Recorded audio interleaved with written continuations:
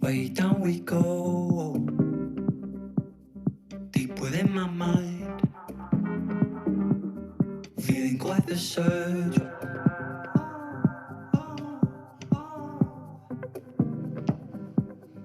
Way down we go, deep within my mind, deeper than you've ever been. 'Cause I just need some space right now. I promise it won't take that long. It's just something I gotta do. 'Cause I just need some space right now. I promise it won't take that long. It's where I'd rather be.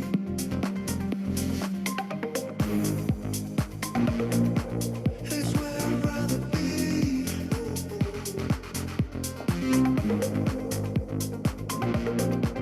It's where I'm going.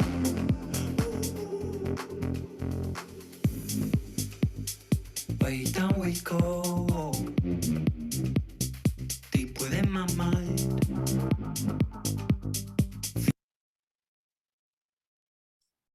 Boa noite, pessoal. Tudo bem? Agradecer a presença de todo mundo aqui, né? Agradecer a presença do Fulino, o Head de Planejamento Fiscal e Sucessório da XP. Poxa, é um prazer estar com você aqui, Fulino. Obrigado pela presença. O Wagner Ronk, do Private W3, junto comigo. A ideia desse evento é um bate-papo com o Fulino, que é uma das principais pessoas hoje no Brasil em planejamento fiscal, sucessório, tributário, né? Colocando em pauta aqui todo esse assunto de reforma tributária que tem incomodado bastante nossos clientes, né? Como vai ser, de que modo vai passar e se vai passar essa reforma tributária e o que isso pode afetar na nossa vida financeira. Então, essa é uma conversa para vocês, né? A gente tentar esclarecer ao máximo todas as dúvidas que todo mundo tiver, né? Então, vamos deixar aqui, quero passar a palavra para o Fulino, para ele se apresentar, né? O Wagner está aqui também, né? Como eu comentei, do Private, W3, passar a palavra para o Fulino e deixar ele contar um pouco de como é que está sendo todo o processo dessa reforma hoje em dia, tá? Fulino, obrigado pela presença. Eu acho que é um assunto que você deve falar disso todo dia, o tempo inteiro, né? Essas dúvidas sempre surgem. Então, vou te passar a palavra e agradecer mais uma vez pela presença aqui com os clientes da Blue3. Legal, Fui. Obrigado, Fui. Obrigado, Wagner. Obrigado, Blue3, pelo convite. Sem dúvida, a Blue3 é um dos nossos principais parceiros aqui. Eu estou muito honrado de estar aqui com vocês e poder conversar um pouco com os clientes, conversar um pouco com vocês aqui sobre esse assunto. Cara, eu acho que eu estou falando desse assunto até dormindo já, porque realmente, desde que o governo enviou o projeto de lei 2337 lá no final de junho, com essa segunda fase que ele chamou de reforma tributária, mas que eu acho que do ponto de vista de reforma não tem muita coisa. Eu acho que é muito mais um pacote, né, de mudança na tributação. A gente virou o assunto do momento, né? Todo mundo preocupado com isso. Eu acho que dentro da XP e dentro desse trabalho que a gente faz aqui da área de planejamento patrimonial, uma das coisas que a gente sempre fica atento com essas mudanças de legislação, de normativos, porque isso acaba influenciando diretamente na vida das pessoas. E, em tese, a gente já está esperando que isso aconteça desde o ano passado, né? Essa questão da reforma tributária, pelo menos dessa parte da reforma, de mudança de IR, de tributação de fundo fechado, de empresa offshore, de dividendos. Então, tinha muita coisa. Eu lembro que, quando a pandemia começou, lá em março do ano passado, eu falei bastante sobre esse assunto. E a coisa acabou não vindo, mas veio esse ano. E aí, mas é impressionante que quando vem, aí a gente fala, nossa, agora veio, né? Então, o que a gente consegue fazer para se proteger, o que a gente consegue fazer para poder, se a gente consegue se antecipar em relação a isso. Eu acho que a primeira coisa é relacionada ao próprio projeto que o governo mandou lá em junho, e foi muito mal recebido por todo mundo, né? Por empresários, por mercado financeiro, por advogados. Então, assim, realmente sofreu muitas críticas, porque realmente estava muito mal escrito, né, naquele momento, e precisava ter muitos ajustes. A boa notícia, na prática, é que o relator acabou mexendo bastante no projeto original e melhorou muito a questão do que se pretende em relação a isso, né? Eu acho que ainda tem muita coisa para mexer ali, eu acho que ainda tem muito ajuste para fazer, tem muita ponta solta que precisa ser esclarecida, mas já é um texto muito mais palatável, já é um texto muito mais que dá para você, pelo menos, discutir alguma coisa em relação a isso, porque o texto original realmente não dava nem para começar a conversar. Então, assim, a expectativa que se tem agora é que o Congresso está em recesso, na prática, né? A gente deve voltar agora ao Congresso no começo de agosto. Para você ter uma ideia, ainda é um relatório preliminar, tanto é um relatório preliminar que isso nem foi publicado ainda no site oficial da Câmara dos Deputados. Então, o que se tem é muito mais um texto das conversas que estão ali. O próprio relator disse que a intenção era essa mesmo, era soltar alguma coisa preliminar, para que o recesso pudesse ser usado justamente para refinar ainda mais esse texto, porque a ideia, pelo que a gente tem escutado, é que isso vá à votação ainda no mês de agosto, né? Essa é a programação ali da Câmara dos Deputados. Então, ainda tem muita coisa para acontecer. Eu acho que, em função de tudo isso, ainda não dá para tomar decisões relacionadas a isso. Vamos esperar um pouquinho mais, ali agosto, setembro, para ver o que efetivamente vai sobrar de toda essa conversa, para entender o que é possível ser feito, né? Eu tenho recebido muitas perguntas relacionadas, principalmente, mas eu tenho um fundo exclusivo, vou liquidar meu fundo. Não, calma, não precisa sair fazendo nada disso.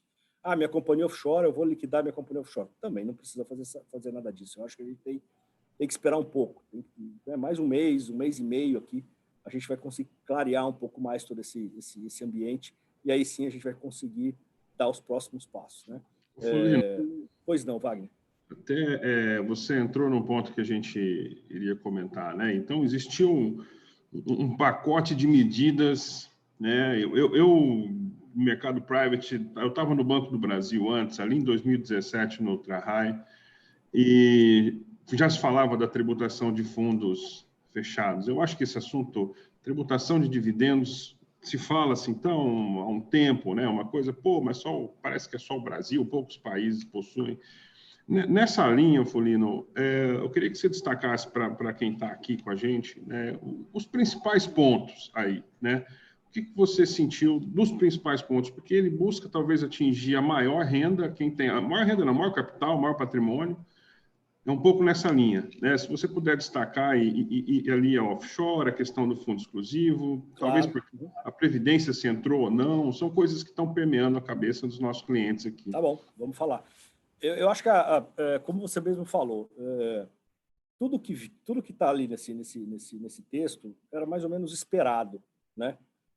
Na realidade, o texto que o governo mandou vieram coisas que eram inesperadas e muito ruins, e que o relator resolveu consertar e conseguiu. Eu acho que o texto que ele apresentou tirou um monte de coisa que não fazia sentido.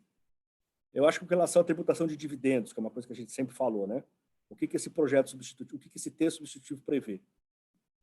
Nesse caso, ele não mexeu na alíquota original que o governo propôs de 20%. Então, a ideia é tributar os dividendos, a distribuição de dividendos pela alíquota de 20%, mas ele mexeu substancialmente na tributação, na alíquota de tributação das empresas. O projeto original do governo falava em uma redução de imposto nas empresas bastante tímida, né? Que isso foi bastante criticado. Ele fazia uma redução de tributação de 2,5% no primeiro ano. Só para a gente lembrar, a gente está falando aqui de imposto de renda de uma maneira geral, 25%, 15% de uma alíquota ordinária e 10% de uma alíquota adicional de imposto de renda para faturamentos acima de R$20 mil por mês. Então, dependendo do tamanho da empresa, é 25%, né? Porque, na verdade, você já fatura mais do que isso. O governo sugeria tributar, em vez de 15%, 12,5% a partir de 2022, e a partir de 2023, 10%. Ou seja, você baixaria dos 25 para 22,5% e depois para 20%. Ficou realmente bastante tímido. O que veio agora nesse novo texto baixando substancialmente isso. Na verdade, a proposta é baixar 10 pontos percentuais no primeiro ano, ou seja, sair de 25 para 15%, e você, no segundo ano, 2023, para 12,5%. Você juntar isso com a contribuição social sobre o lucro líquido, nós estamos falando as empresas na PJ de 21,5%, o que é muito em linha com a tributação corporativa nos principais países do mundo. Tá? Eu acho que isso é bom. Eu acho que isso foi uma coisa que melhorou bastante. E, sinceramente, eu acho que é uma coisa que não deve ser mexida muito nessas discussões. Talvez, não sei se tem espaço para baixar um pouco a alíquota de dividendos. Eu acredito que não. Mas eu acho que aqui os ajustes vão ser muito pontuais. Eu não acho que tenha muito espaço para mexer aqui, não. Acho que outra coisa importante foi a questão das offshores. No primeiro texto do governo, ele previa você criar, vamos dizer assim, um come-cotas anual também para offshore, né? Você perdia o benefício do diferimento fiscal que a gente tem hoje nas offshores. A gente sabe que a gente só paga imposto na offshore hoje quando a gente tira dinheiro de dentro dela, então enquanto tiver o dinheiro investido ali dentro, você não tributa. E a proposta do governo era tributar isso uma vez por ano. No final de cada ano, você geraria o balanço e pagaria o imposto sobre o lucro do exercício, mesmo que não distribuído, e a alíquota de 27,5%. Tá? Além de tudo isso, tinha toda uma questão relacionada à distribuição disfarçada de lucro, né? A ganho de capital indireto, que se tentou bloquear também, que era uma verdadeira colcha de retalhos ali, e que na prática não ia funcionar. E tudo isso foi retirado do projeto pelo deputado Celso Sabino, que é o relator. Então, o texto original, o relatório preliminar do Celso Sabino excluiu completamente essa questão da offshore. Então, bem em tese, se esse relatório fosse aprovado, as offshores permaneceriam tendo ao benefício do diferimento fiscal como é hoje. Tá? Aqui, sendo muito sincero com vocês, eu não acho que é isso que vai acontecer. Eu acho que aqui existe uma boa chance de que até esse texto ir para votação ali na Câmara, esse assunto da offshore volte para dentro. Tá? Então, a gente vai ter que acompanhar um pouquinho mais. Por quê? Por que eu acho isso? Porque, na prática, e aí já entrando num outro tema, que é a questão do fundo fechado, você está acabando com o diferimento. A proposta do governo, que foi mantida pelo relator, é você criar o come-cotas para os fundos fechados. Né? Ou seja, você também acabar com o benefício do diferimento que você tem na estrutura dos fundos fechados. Vai ter um come-cotas anual todo novembro. Não faz sentido, do ponto de vista até econômico, para o país, você acabar com o benefício do diferimento fiscal para investimentos locais e você deixar a porta aberta lá fora para fazer diferimento fiscal. Né? Ou seja, o que vai acontecer, naturalmente, é uma corrida lá para fora. Não vou dizer que não é uma evasão de divisas, mas, na realidade, é uma fuga de capitais, legalmente, porque isso a lei vai permitir que seja feito, mas todo o investimento vai ser direcionado para fora do Brasil. Não faz sentido. Então, por isso que eu acho que, em algum momento, isso vai voltar para dentro do texto. Outras coisas, em relação ao fundo fechado especificamente, teve pequenos ajustes em relação à questão de você tributar o estoque do fundo fechado. O governo previa que existiria a tributação no projeto do governo, a tributação do estoque do fundo fechado, mas ele te dava um benefício, um desconto na alíquota de imposto de 15%, se você antecipasse o pagamento desse imposto pelas datas. Pelo projeto de lei, ele era, não me engano, 13 de janeiro de 2022. Se você pagasse esse imposto sobre o estoque até 13 de janeiro de 2022, você, em vez de pagar 15%, pagaria 10% de imposto. Tá?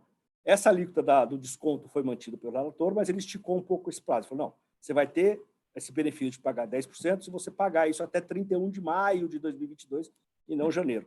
E também te dou a possibilidade de você pagar em 12 vezes sem juros esse imposto, se você achar que faz sentido.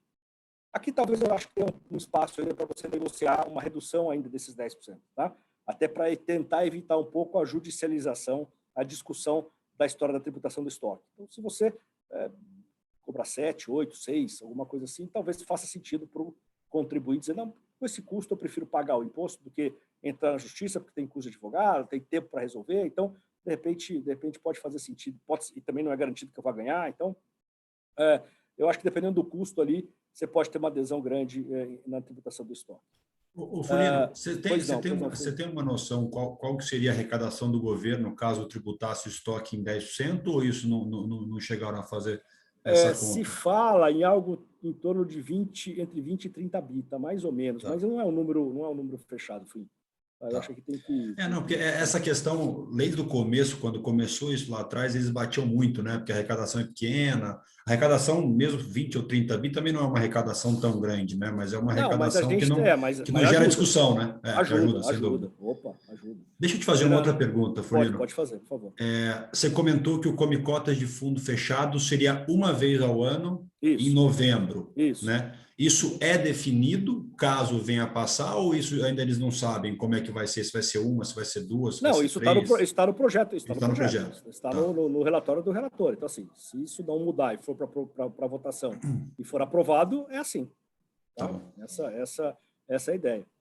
Eu acho que duas outras coisas boas que o relator fez também foi, primeiro, voltar com a isenção do fundo imobiliário, também era uma outra coisa bastante complexa. Por que você está atacando o fundo imobiliário, considerando que o fundo imobiliário também é usado para o pequeno investidor, né, gente? Sabe que você compra cota de fundo imobiliário hoje a partir de R$100. Então, assim, não é o grande investidor, só o grande investidor que investe em fundo imobiliário, né? A poupança do pequeno investidor também pode estar em fundo imobiliário. Então, não fazia sentido você tributar fundo imobiliário e só o fundo imobiliário, por quê? O relator tirou isso da proposta, o que foi muito bem aceito. E também a questão da tributação das holdings imobiliárias, né? De novo. A gente sabe que é uma estrutura bastante utilizada pelas famílias e você tributa hoje essas estruturas no lucro presumido, que é uma tributação mais atrativa. E o projeto do governo previa que você era obrigatório, você não podia optar pelo presumido, você tinha que tributar no lucro real. De novo, por quê? Não fazia sentido. E uma impressão muito ruim, porque na prática você estava atacando um setor, o setor imobiliário do Brasil estava sob ataque, porque você tributava fundo imobiliário, você tributava hold imobiliário, é um setor que gera emprego, é muito estranho isso, mas então o relator corrigiu um pouco essas distorções. Fulino, Então, tem uma matéria grande no Valor hoje do Lacas Martins ali falando de tributação de fundos, né? Fundos de fundos imobiliários, né? Que eles estão batendo para não ter essa tributação, e que isso estaria na proposta da reforma, né? É isso. Na realidade, mas... é muito nessa linha. Na realidade, foi uma decisão foi um processo, né, que estava sendo discutido e que o tribunal deu a decisão dizendo que, na verdade, a Receita tentou autuou dizendo que o fundo imobiliário ele só tinha isenção para os cotistas finais. Então, se o cotista fosse um fundo, ele deveria pagar imposto, mas o próprio fundo não é tributado nos ativos hoje. Então, assim, de novo, um certo desconhecimento, né, da matéria, então fica muito ruim. Mas eu acho que tudo isso deve ser esclarecido ainda em relação a essa questão. Mas, de novo, o Brasil dá muita brecha para você judicializar as questões, né, de você ir para tribunais, discutir, e a gente perde um dinheiro, se não me engano, são alguns trilhões de reais que estão parados nos tribunais hoje para discutir. Olha o que o país perde com esse tipo de coisa, você entendeu? Então, se a gente puder tentar organizar isso de maneira que você dificulte essa judicialização, deixar as coisas claras para que você não tenha brecha para isso, eu acho que ajuda bastante. Uhum. Perfeito. Não, Fulino, perfeito. Tem antes de eu entrar numa outra pergunta aqui, Marcelo Santana, que você acabou de comentar, está mais fresquinho, ele perguntou aqui, então ainda existe o risco das offshore voltarem para a reforma? Aquela jogada que você falou do fundo fechado aqui, né? Existe o risco de muita coisa voltar para a reforma e de mudar completamente esse relatório, porque esse relatório é um relatório preliminar. Claro, já é um cheiro, mais ou menos, do que a coisa deve andar. Mas nada é definitivo, gente. Nada é definitivo que está escrito ali. Não necessariamente é esse relatório que vai para votação e provavelmente não será. Tá? Ele ainda vai sofrer algumas alterações. Então, existe sim o risco dessa questão da offshore voltar para dentro do texto, sim. Certo. E recente agora, semana passada, eu acho que a gente teve uma live com você também, Fulino. Olhando o outro lado, alguma coisa que ficou de fora e que é um instrumento muito importante na sucessão e na questão de planejamento fiscal também, que é a Previdência, né? Os fundos exclusivos previdenciários, né? Ou os fundos de previdência de forma geral. De alguma forma, caiu no colo deles parte da solução. Seria isso? Fala baixo, Wagner, que ninguém discute, porque senão eles vão querer também tributar a Previdência, cara. Não vamos falar muito alto, não. Mas na prática é isso, ou seja, sem dúvida nenhuma, a Previdência já era um instrumento muito poderoso, já fazia muito sentido a gente, quando falava de planejamento sucessório, colocar a Previdência nessa conversa, né? Por vários motivos. Eu acho que a coisa ruim que a Previdência tinha era a questão da rentabilidade, que isso já mudou há muito tempo, né? Pelo menos aí 3, 4 anos que os fundos de Previdência vêm performando muito bem. Então, sem dúvida nenhuma, a Previdência já era um caminho interessante. Se o fundo fechado passar a ter cotas, ela vai ficar ainda mais bonita, né? Então, eu acho que essa é a questão. E sendo sincero agora, falando sério, eu não vejo espaço nenhum para que você mude nenhum tipo de regra de tributação de Previdência, tá? Mas no Brasil tudo é possível. Então, por isso que eu falo, vamos falar baixinho para ninguém escutar a gente aqui. Mas realmente Previdência, sem dúvida nenhuma, vai passar a ser ainda mais atraente do que é hoje. Não, perfeito, perfeito. Ô, Fulino, você tem nessa parte de offshore, né, que também é um negócio que a gente discute bastante aqui, né, você também discute bastante ali, para clientes que querem diversificar o risco fronteira e montar a companhia lá fora, né? Você tem uma ideia de... Eu vou até perguntar, vou antecipar, jogar uma pergunta lá na frente, né? O que seria feito caso você tenha uma tributação? Como é que seria o formato da gente montar uma companhia para o cliente ter a diversificação de risco fronteira, né? Não sendo via PJ, né? Porque na física em si, você ter lá 40% de imposto de sucessão é um negócio que quase que inviabiliza você ter o dinheiro, principalmente nos Estados Unidos, né? Então, eu acho que isso é uma questão interessante para a gente esclarecer também, Fui. É importante deixar claro que não é o fato de você ter uma conta de investimento no seu nome, pessoa física, nos Estados Unidos, que você está sujeito aos 40% de imposto lá. Tá? Quando você é estrangeiro, né, quando você não é residente fiscal americano, você só paga o estate tax, que é o imposto de herança lá, quando você tem o que eles chamam de bens de raiz americano. Então, entre eles, imóvel. Se eu tiver um apartamento em Miami no meu nome e eu morrer, eu estou sujeito aos 40% de imposto. Em relação a investimentos financeiros, basicamente é sobre ação de empresa americana e alguns US Mutual Funds, que eles chamam lá, que não é necessariamente os fundos que a gente compra como estrangeiro. Normalmente, os fundos que a gente compra no mercado americano como estrangeiro são fundos de Cayman, fundos de Luxemburgo, não são fundos americanos. Então, de uma maneira geral, se você não tiver esses dois tipos de ativos, você pode ter $100 milhões na sua conta nos Estados Unidos, que se você morrer, você não vai pagar um centavo de imposto lá. Tá? Então, é importante a gente colocar isso. Eu também acho o seguinte, que mesmo tributando fundo fechado, mesmo tributando empresa offshore, essas estruturas não serão estruturas para ser jogadas no lixo. Tá? A gente vai ter ainda muitas situações onde elas vão ser interessantes, serem usadas mesmo tributando.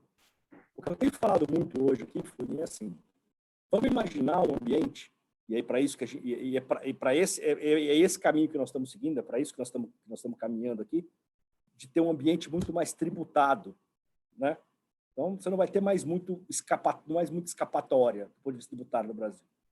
A hora que você tem um ambiente onde o fundo fechado é tributado, o offshore é tributado, aqui é tributado, eu vou pagar imposto aqui, pagar imposto ali, cara, a questão tributária sai da mesa na hora de discussão. Porque você não tem mais benefício de ir para um lado ou para o outro. Tudo é igual. Então, assim, aonde você vai tomar a decisão do ponto de vista de planejamento patrimonial? Proteção, planejamento sucessório, governança familiar. Então, tudo isso vai ser muito mais importante do que a questão tributária. Uhum. Então, assim, o fundo fechado continua sendo muito interessante para a sucessão, porque eu continuo podendo doar cotas para os meus filhos, se eu quiser. Né? Então, faz todo sentido. Vou pagar imposto uma vez por ano, mas talvez seja melhor pagar imposto uma vez por ano do que carregar uma carteira de investimento na pessoa física e ter que ficar pagando imposto toda hora. Entendeu? Essa é a questão. O offshore é a mesma coisa. Então eu não vou ter mais offshore, vou ter investimento na pessoa física. Mas eu vou ter ações, vou ter bonds, vou ter fundos, resgatei dali, vou ter... prefiro ficar na offshore e pagar imposto uma vez por ano. Você entendeu? Então, tem muita coisa que a gente precisa olhar. Nenhuma dessas estruturas a gente vai falar, isso aqui esquece, rasga e joga fora que não serve mais. Não é verdade, tá? E de novo, cada caso é um caso. A gente vai ter que analisar especificamente aquela família, especificamente aquele cliente, aquela pessoa, o que faz sentido. E eu não tenho dúvida que para muita gente ainda vai fazer sentido ter o fundo fechado, ainda vai fazer sentido ter a empresa offshore, então a gente vai ter que olhar isso com muita calma. Especificamente a questão do offshore, o que eu tenho feito hoje? Porque, assim, a primeira coisa é isso, olha, se você puder esperar, Espera. Não vai sair desmontando seu offshore, não vai montar um offshore hoje, mandar dinheiro, talvez isso não seja uma boa política hoje. Tá? Não, mas eu estou com dinheiro na conta, de repente esse dólar repica de novo ali para 4,90, eu quero mandar. Então manda na pessoa física, fecha o câmbio, deixa o dinheiro parado lá quietinho. Né? Ou se você deixar em conta hoje parado, a variação cambial não é tributável. Ou tá bom, não quer deixar o dinheiro parado em conta, compra um fundo de alocação, né? Deixa lá o dinheiro investido.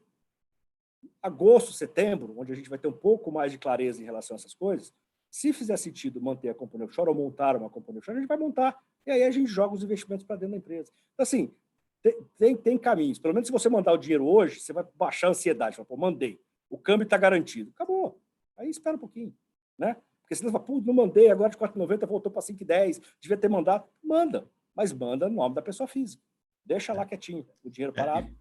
Né? Porque você não vai ter impacto tributário nenhum. Sem dúvida. Momento, e essa é uma ansiedade, né, de muitos clientes aqui que, poxa, mas como é que vai ser o câmbio? E você falou um negócio importante.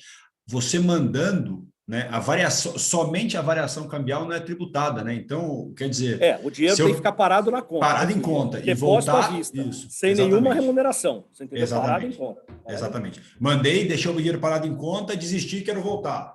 Né? Se você tiver ganho de variação cambial, você não tem imposto nenhum para voltar esse dinheiro para o país de origem. Isso. Né? Ainda que teve uma solução de consulta torta de novo da Receita, que assim, deixou isso um pouco em dúvida, tá? Recentemente, de umas 2 semanas atrás, ela querendo tributar quando você trazer o dinheiro de volta. Por que eu vou tributar só quando trazer o dinheiro de volta? Não faz sentido. De novo, aquelas coisas da Receita, né? Mas assim, mas de uma maneira geral, essa é a regra. Não, perfeito. Eu acho bacana também, Fulino, isso tudo que você comentou, né? No momento da mudança, a gente tende a ficar muito ansioso, né? Mas como é que vai ser, né? E importante de tudo que você falou aqui, que tudo vai continuar existindo, né? O fundo exclusivo, poxa, continua sendo importante para a sucessão, né? Vai continuar sendo mais eficiente do que você ter o dinheiro dentro de uma holding patrimonial, que não é nem um pouco eficiente, você paga muito mais imposto, né? Então, todos esses veículos que hoje em dia a gente usa para planejamento tributário, né, vai continuar existindo, mas não para planejamento tributário, para uma sucessão, uma sucessória, empresarial, o que for. Legal. É isso, exato. Exatamente. Eu acho que para todos nós aqui, inclusive para nós aqui como agentes financeiros, né, como assessores, bankers, ou o que você quiser chamar, e também para o cliente na outra ponta, isso é uma adaptação e a gente vai se enquadrar, provavelmente nosso dia a dia vai mudar um pouco em relação ao discurso, à conversa, né? Mas isso vai ser totalmente encaixado em todas as pontas, né? Para não ter nenhum movimento, poxa, vou desmontar tudo agora, não quero fazer, não quero, porque pode ser que você faça um movimento agora e ali na frente isso não aconteça, né? Exato. Acho que a ideia é muita calma nessa hora, gente. Calma. Respira fundo, espera um pouquinho, entendeu? Fica atento, óbvio, ao que vai acontecer, mas não adianta... Talvez tenha algumas coisas que você possa fazer. Eu tenho lá lucro acumulado na minha empresa e caixa. Pode distribuir, eu acho que isso é bom, já é bom hoje. Entendeu? Vai ser melhor ainda se você se passar a ser tributado. Então, ok. Eu acho que isso é um movimento interessante, que pode ser feito. Então, algumas coisinhas dá para fazer. Mas não adianta sair desmontando tudo ou montando coisas mirabolantes, porque pode ser que não sirva para nada. Então, espera mais um pouco. E o mais um pouco é agosto, setembro. Não deve passar disso. E, estando no Brasil, né, Fulino, eu estou lembrando aqui agora, poxa, a gente fala de tributação de grandes fortunas, tributação de offshore, né? Não é a primeira vez que vem esse assunto, né? Eu acho que desde 2013, de offshore a gente teve 12, em 2013 14, a medida provisória 627, tratou esse assunto. Faz 8 anos que que a gente está esperando que isso volte, Então voltou agora. Vamos ver. Vamos ver se vai, é isso aí. Não, então, perfeito, eu acho que... Vindo um pouco agora, muito se questiona, olhando a questão política, tá? Saindo um pouco, talvez, e talvez você já transita nesse universo com os clientes, com os advogados, e já viveu muita coisa nesse processo todo. Olhando da forma que veio, ela já veio quadrada, né? Aí o relator ali, ele conseguiu colocar, né, ouvindo talvez as entidades de classe, ouvindo as demandas, a gente sabe que existe um lobby forte. Qual que é a possibilidade? A gente fala muito em tempos e movimentos, né? estamos entrando num período eleitoral. A gente sabe que muita coisa não acontece num período eleitoral. Não se sabe muito bem como é que vai ser esse período eleitoral, né? Eu me lembro agora a mudança do Trump com o Biden, imaginava que o Trump ia virar os Estados Unidos do avesso, sumiu, né? Não aconteceu nada, pelo menos até agora, né? E às vezes esperar alguma coisa pode ser baixa um pouco a sensação de susto, né? Mas olhando como está esse cenário político, Câmara, Senado, a disputa eleitoral, o que você tem ouvido e quais são suas percepções desse negócio andar e andar da forma que a gente está desenhando aqui?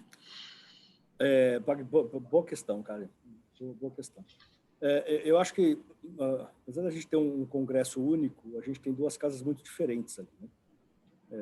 Então, assim, sendo muito claro com você, eu acho que a tramitação na Câmara pode acontecer de uma maneira mais rápida, por isso que eu estou falando em agosto, setembro. Eu acho que ali em agosto talvez você já resolva essa questão na Câmara. E resolver essa questão na Câmara é aprovar, não necessariamente o que está escrito hoje, mas muito próximo do que está escrito hoje, tá? Então, hoje que eu digo do relatório, tá? Não tem nada a ver mais com o texto do governo, do relatório. Agora, quando for para o Senado, a conversa pode ser diferente. Talvez ali demore um pouco mais, tá? Porque o Congresso absolutamente hoje não é governista, então tem toda uma questão, uma discussão. O Congresso, o Senado vai se debruçar um pouco mais em cima disso, vai ter um push ali mais intenso. Então, aí não sei quanto pode demorar isso. E você tocou num ponto importante, que é a questão da agenda eleitoral, né? A gente sabe que em ano pré-eleitoral, em tese, o Congresso só toma decisões importantes até, sei lá, setembro, outubro, vai. A partir de outubro, começo de novembro, em tese, é tocar a bola de lado e ninguém mais se compromete com nada, porque tem eleição no ano que vem. Então, assim, precisamos entender, precisamos ver se realmente isso pode acontecer, tá? Eu acho que, do ponto de vista legislativo, pelo menos tem sido a história, assim, este ano de 2021 é um ano mais curto, né? Justamente por causa disso. Então, respondendo muito claro a sua pergunta, eu acho que na Câmara avança rápido e no Senado demora um pouco mais. E aí a gente vai ver se vai ter tempo para que isso seja aprovado ainda esse ano ou não. Eu acho que assim, a intenção é que sim, porque senão não faz sentido se você for só aprovar o ano que vem, e aí aí ano que vem, eventualmente tem outro governo, aí eleição, aí acabou, você vai ficar para outro governo, né? Então, a chance de aprovar alguma coisa nesse sentido é agora, nos próximos 2, 3 meses. Se passar esses 2, 3 meses, eu acho que fica mais complicado. Por isso, a gente levar isso para o nosso cliente, né? Eu acho que essa esperazinha, ela não vai matar, evita aquele movimento de afogadilho, né? Aquela coisa que pode ter um custo muito alto lá para frente, e pode ser que, do que a gente brinca, né? Pode acontecer tudo, inclusive nada. Inclusive, exatamente. Exatamente. É um pouco nesse cenário que a gente está indo. É isso. Assim, infelizmente ou felizmente, é esperar um pouquinho. Eu acho que a gente, assim, o ideal, sendo muito sincero com você, Wagner, o ideal é que a gente tivesse um tempo suficiente para discutir essa reforma da maneira que ela tem que ser discutida, né? Aí eu estou falando de anos, né? Projeto muito bem elaborado, mandado para o Congresso põe nas comissões, as comissões vão analisar, você vai chamar audiência pública para todo mundo colocar ali, fazer, e demora 1 ano, 2, para você fechar esse negócio. Mas eu acho que esse tempo não se tem, né? Eles também não, pelo menos na cabeça do governo não se tem, eles querem tentar aprovar isso o mais rápido possível. E sempre que você tenta aprovar um negócio a toque de caixa, você corre o risco de deixar coisas pelo caminho, né? Então, eu acho que esse é o risco da gente ter uma... Por isso que eu não chamo muito de reforma, eu chamo mais de projeto, de pacote tributário, sim, porque na prática de reforma tem muito pouca coisa. E tem todo um custo de você tem uma vontade do executivo, e para você fazer isso andar rápido em Brasília, eu trabalhei 6 anos em Brasília, numa diretoria de um banco público, e quando você quer andar rápido, custa caro. Assim, sem querer entrar em detalhes, é o custo político de um processo sério, né? Então, o quanto se estaria disposto a abrir mão? É uma conta política interessante. É bem isso mesmo. E isso tem que ser colocado na conta, isso, com certeza. Bom, queria deixar aqui aberto, né? Eu vi aqui que o Marcelo fez uma pergunta, a gente passou isso para o Fulino. Se tiver alguma pergunta a mais, alguma coisa que esteja incomodando, né, e queira perguntar aqui, esse fórum aqui é exatamente para isso, né? Eu acho que é para tentar passar um pouco mais de tranquilidade para todos vocês, né? Então, deixar o fórum aberto para pergunta, porque vocês precisarem, né? E mais alguma coisa, Fulino, você acha que a gente teria que comentar, que a gente não comentou aqui? Eu acho que é só a gente entender, que eu acho que, assim, de uma maneira estrutural, como eu disse aqui, a gente está caminhando para um ambiente muito mais tributado. Isso é fato, né? Isso é fato. Esse pacote tributário tenta equalizar um pouco a questão da tributação de algumas coisas, que realmente muitas vezes não faziam muito sentido. Então, eventualmente, a tributação de fundo fechado é uma coisa que a gente esperava que já viesse, a tributação dos offshores também, a questão dos dividendos também. Então, assim, do ponto de vista de dividendos, eu acho que tem uma boa notícia nessa história, na prática, porque você está baixando o imposto das empresas de 34% para 21,5%. Se você pensar bem, você está quase no nível de paraíso fiscal, tá? Porque o nível de paraíso fiscal é abaixo de 20%.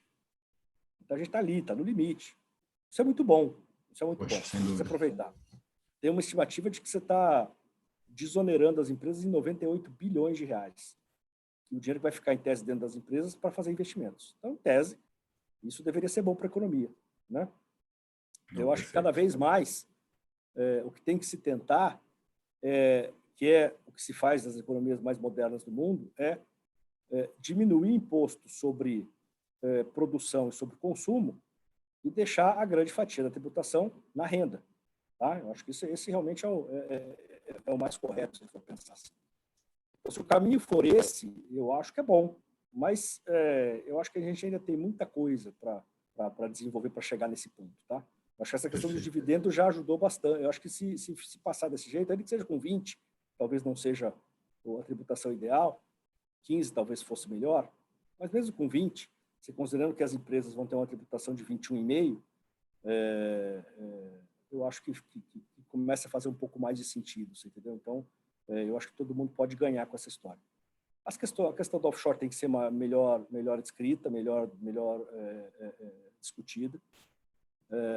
O fundo fechado, eu acho que está meio dado também, né? E as outras coisas são mais acessórias aí, eu acho que vamos ver. Ô, Fulino, tem uma outra pergunta aqui, né? Holding patrimonial tem risco de voltar ao texto, obrigando o regime tributário de lucro real? Difícil. Eu não acredito, sinceramente eu não acredito. Não acredito que volte, não. Eu acho que vai continuar porque não faz sentido. É mais fácil você criar, porque o lucro presumido, não sei se todo mundo sabe, se vocês lembram disso, você tem uma tabela, dependendo da atividade que você tem lá o percentual do lucro que deve ser tributado. Tem coisas que é 8%, tem coisa que é 16%, a maioria é 32%. Então, por que é lucro presumido? Porque você presume que 32% da sua receita total é lucro. Eu não preciso fazer a conta de quanto é receita, quanto é despesa, quanto é lucro. Eu presumo que 32% é lucro e eu aplico as alíquotas de imposto sobre os 32%. Eventualmente, se você quiser mudar essa alíquota ali para uma empresa imobiliária, porque muda ali. Não precisa exigir que o cara seja tributado no lucro real, não faz sentido isso. Então, assim, não acho, sinceramente, eu não acredito que isso volte, não. Eu acho e espero que isso esteja morto. Não, perfeito. Perfeito. Fulino, surgiu agora uma dúvida aqui. Você falou que a gente chegaria a níveis aí de paraísos fiscais, né? É uma brincadeira, tá, gente? É só para a gente comparar um pouco as coisas. Entendeu? Essa realidade de tributação no mundo afora, né? Europa, China, qual que é? Você tem esses números de tributação patrimonial? Como é que funciona o mundo afora, isso, Fulino? Não, assim, eu não tenho exatamente os números, Wagner, mas o conceito eu posso te passar. E o conceito é exatamente esse. Normalmente, os países onde você tributa bastante a renda, tributam muito pouco o consumo e a produção. Principalmente o consumo. Tá? Principalmente o consumo. Aquela história do IVA, né? do imposto agregado, valor agregado. Então, assim, Estados Unidos é um desses. Estados Unidos você tem lá. Tem estado que é 7%, tem estado que é 8%. Mas esse é o imposto que você paga no consumo, e ponto. Entendeu? A renda é tributada bastante. A alíquota máxima de tributação do imposto de renda dos Estados Unidos é 37,5% na renda. Aham. Pedindo, você já tributa lá 30%. Né? Então, assim, ganho de capital pode chegar a 20%. Então, assim, de novo, é pesado. Mas o consumo não. Então, esses países, principais países do mundo, têm isso na sua estrutura tributária, é muito baseada em cima disso. Tá? Então, se a gente conseguir caminhar para isso, é muito bom. Em relação a investimentos offshore desses países, de novo, não é proibido você ter estruturas em paraíso fiscal, não é proibido você ter estruturas offshore. O que não acontece é você ter qualquer tipo de benefício de diferimento tributário usando esse tipo de estrutura. Você pode ter só offshore, mas você vai pagar imposto como se fosse pessoa física, não serve para nada. Estados Unidos, por exemplo, é um caminho, é isso. A Europa é um pouco mais chata em relação a isso, porque na prática você não é proibido, de novo, mas você sobretaxa receitas vindas de paraísos fiscais, por exemplo. Você entendeu? Então, assim, ali é pior.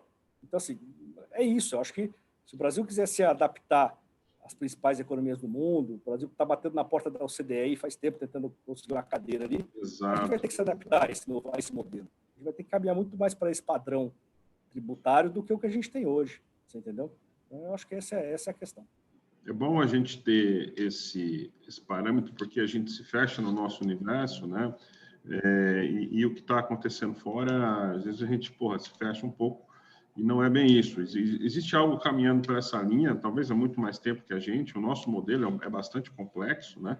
Uhum. Os tributaristas sabem disso. Até uma questão do ITCMD, né? No Brasil, essa discussão de transmissão, no caso da Previdência, é um tema que a gente percebe que é muito discutido. São Paulo tem uma legislação mais tranquila com relação a isso, Minas, Rio, já uma tributação mais pesada. Isso talvez tende a se igualar também, né, Folino? Está nesse caminho, né? Pois é, Wagner, isso é uma outra história. Não faz parte desse pacote. Isso, até porque você está falando de um imposto estadual, mas acho que é um assunto que deve vir, sim, um pouco mais para frente, essa discussão. Se diz até da possibilidade de você federalizar esse imposto que hoje é estadual, né? Esse caminho é um pouco mais complexo, porque para você federalizar o ITCMD, você precisa de uma PEC, de uma proposta de emenda constitucional, porque está na Constituição dizendo que a competência para cobrar imposto sobre a situação no Brasil é do Estado, não é da União. Então, você precisa ter uma PEC. E PEC, aí a tramitação é um pouco mais chata, precisa de um quórum qualificado maior. Então, assim, tudo isso é um pouco mais complexo. Mas tem essa discussão de você poder mexer nisso. Por enquanto, os estados são soberanos para determinar qual é a alíquota que se quer até 8% e que tipo de ativo que você vai tributar. Como você bem colocou, Previdência realmente é uma coisa, ITCMD sobre a Previdência é uma coisa bastante discutida hoje no Brasil, mas a grande maioria dos estados, se não me engano, dos 27, 19 estados não cobram esse tipo de imposto sobre a Previdência, só 8 cobram, e os que tentam cobrar ainda não conseguem muito cobrar, porque na prática você tem toda uma discussão se os VGBL são estruturas de seguro, e seguro não é passivo de cobrança de TCMD pela nossa legislação. Os advogados acabam contestando isso judicialmente nesses estados e tem ganho de causa. A maioria esmagadora das decisões dos tribunais regionais em relação a esse assunto é favorável ao contribuinte. Então, é muito difícil que o Estado consiga cobrar imposto sobre... Mesmo estando na sua lei estadual, é muito difícil que os Estados consigam cobrar. Então, eu acho que tudo isso ainda vai ser motivo de discussão, mas não acho que é agora. Não tem espaço para discussão agora. Sim. Eu acho que deve ficar para o ano que vem, provavelmente. Senão é muito assunto, né, Folino? É muita coisa junta. E dentro desse escopo de planejamento, né, a gente viu que a Previdência não entrou e viu que a Previdência ainda tem uma facilidade na questão do ITCMD. A gente tem uma atuação bastante forte na questão de seguros também. Uhum. Então, é um instrumento que o cliente, o nosso cliente ali é bom que ele entenda que é um instrumento que alavanca essa solução não tributária, né? Porque basicamente ele não passa inventário, ele não passa, não tem isento a questão tributária, né? Não tem imposto de renda e nem TCMD. Exato. Então, a questão do seguro ela é muito importante. Então, assim, como você disse, primeiro, se acalme.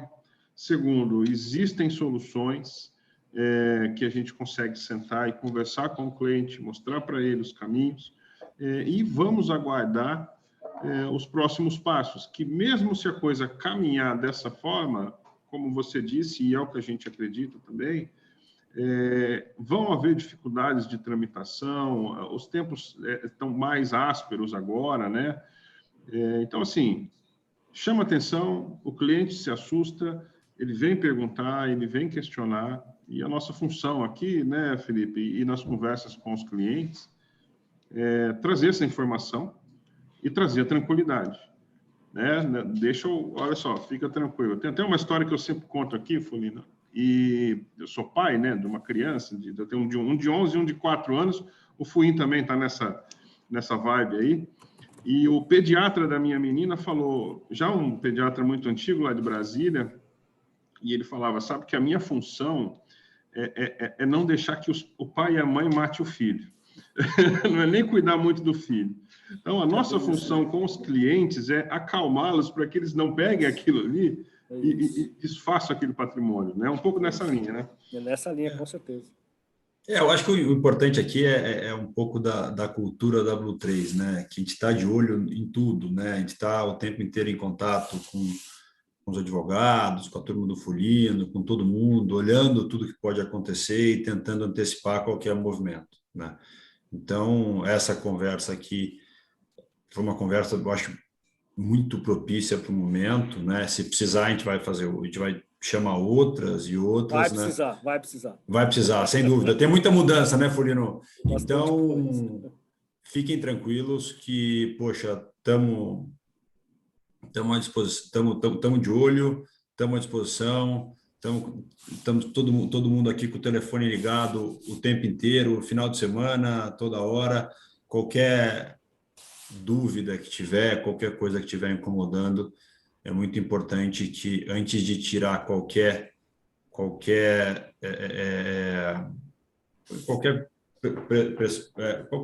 fugiu o nome aqui agora, mas tirar conclusão precipitada, fala com a gente antes, que a gente tem os acessos de todo mundo para, se não tiver informação, pegar uma informação mais sólida, mais firme e passar para vocês, né? Fulino, a última pergunta aqui, que eu até só que fizeram aqui, o ganho de capital na pessoa física vai reduzir de 15% a 22,5% para 5%. Li essa matéria no site da UOL. Eu não tinha visto isso. Não, na realidade, o que tem a previsão é de você poder atualizar o seu patrimônio imobiliário pagando 4% de imposto sobre essa atualização. É isso. Não significa que o ganho de capital vai reduzir. O ganho de capital vai continuar sendo 15% a 22,5%. Eu não vi nenhuma previsão de mudar essa tabela do ganho de capital. A questão aí é de você ter a possibilidade de atualizar seu patrimônio imobiliário pagando 4% de imposto, o que pode ser bom, em algumas situações, sim, acho que tem que ser avaliado, mas não é que você vai mudar a tributação do ganho de capital, tá? Você vai só poder corrigir aquele imóvel que está a valor de custo no seu imposto de renda lá, um valor, sei lá, um imóvel que vale 1 milhão, tá? Por 100 mil no seu imposto de renda, em tese você pode colocar por 1 milhão e pagar 4% sobre os 900 mil, que é a valorização. Ô, Fulino, isso também, como a gente tem muito cliente do interior, né? A gente é uma casa que nasceu no interior, isso também para imóvel rural ou não? Em princípio, sim. Em princípio, são os imóveis que estão declarados no seu imposto de renda. Tá. Não, perfeito. Isso, Fulino, né? eu acho que é isso. Poxa, sempre uma honra poder falar com você, né? Obrigado por tudo, obrigado por essa proximidade.